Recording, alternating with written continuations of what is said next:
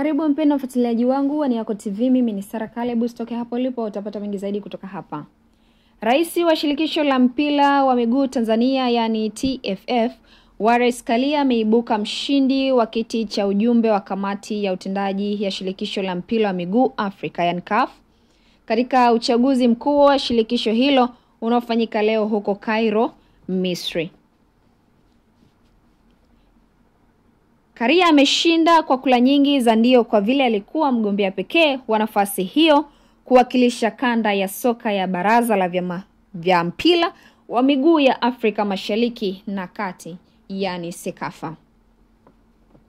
Ushindi huo wa Karia umeshuhudiwa na viongozi kadhaa wa soka Tanzania ambao wameambatana na rais huyo wa TFF katika ujumbe wake aliongozana nao huko Misri.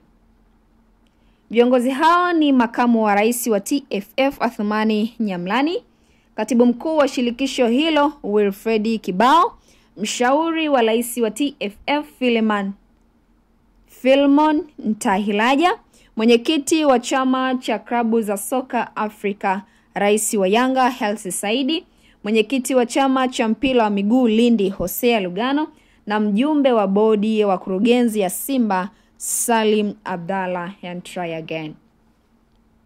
Vile vile washindi wengine ni mjumbe wa kamati ya utendaji wa CAF Yankulti Oklatu wa Ghana, Mustafa Raj wa Liberia, Sadhi Walidi wa Algeria. Katika hatua nyingine, rais wa CAF Patrice Motsepe amechaguliwa kuongoza tena shirikisho hilo kwa miaka 5 ijayo baada ya kupita bila kupigwa kama mgombea pekee wa nafasi hiyo. Motsepe ataiongoza tena CAF kwa miaka 4 hadi 2029 baada ya kumaliza awamu ya kwanza inayoanza 2021. Asante kwa kusalia na mimi ni Sara Caleb na hii ni Niyako TV, yani habari yetu ni habari yako. Shukran.